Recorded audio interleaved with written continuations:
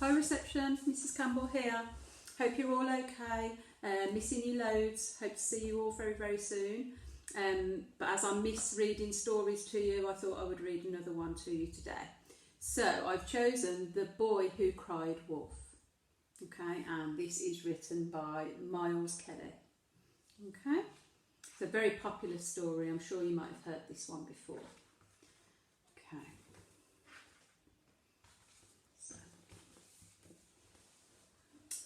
There was once a shepherd boy called George, who tended his sheep on the hilly slopes just outside of his town.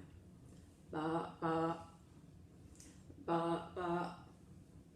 He worked all day by himself and often got lonely and bored with just his flock for company.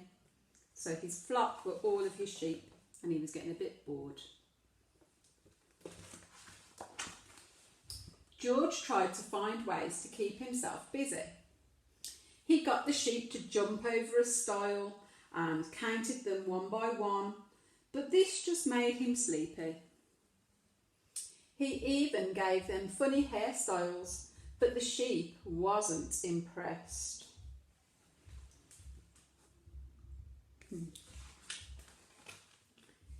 Each morning, George would move the sheep from field to field so that they could graze on the green grass. But it was boring to watch them eat all day long.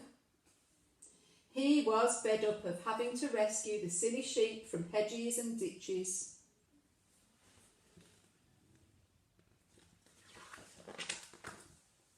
So one day, after spending all morning trying to catch a naughty ewe, George came up with an idea.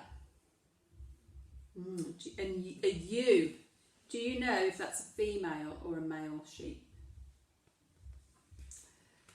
He left his flock unattended and he rushed down the slopes towards the town as fast as his legs would carry him.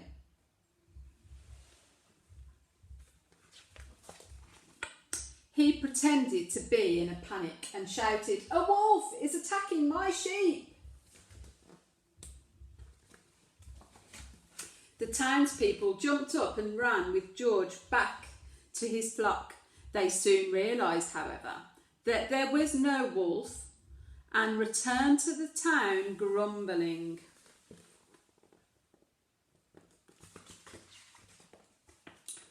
George went back to his duties for the next few days, but the weather was cold and wet.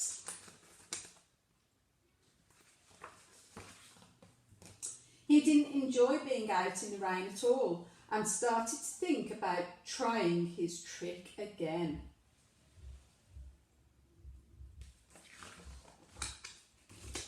So the next morning he ran to the town again shouting, "Wolf, wolf!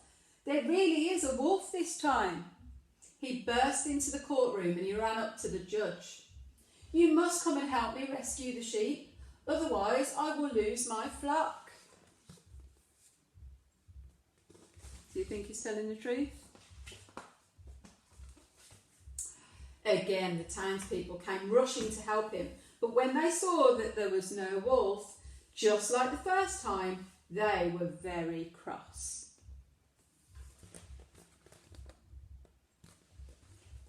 Soon after they left, George noticed something moving in the trees.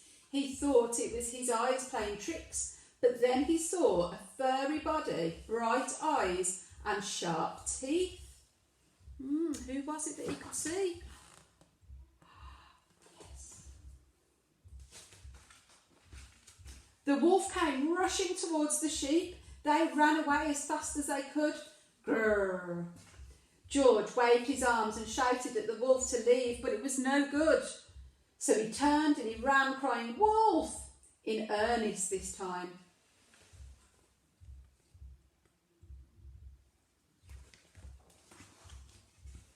Can you guess what's going to happen now? He rushed into the town calling for help, but no one would listen. He ran to the butcher, who shook his head and said, "No, you've lied, one too many times." Then he ran to the baker, but he shook his head and he sent him away. That's right, nobody's believing him now. Eventually, George gave up and hurried back to his flock. Some of the sheep were missing and the rest had scattered far and wide. The wolf was fast asleep, looking fatter than before. George shouted at the wolf to wake him and chased him away at last.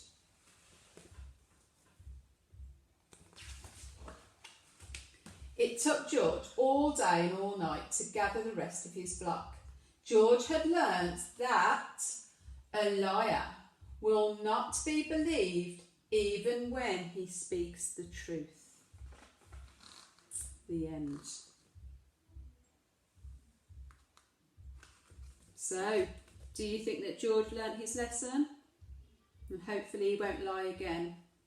Okay, because if you tell too many lies, people won't believe you when you do finally tell the truth.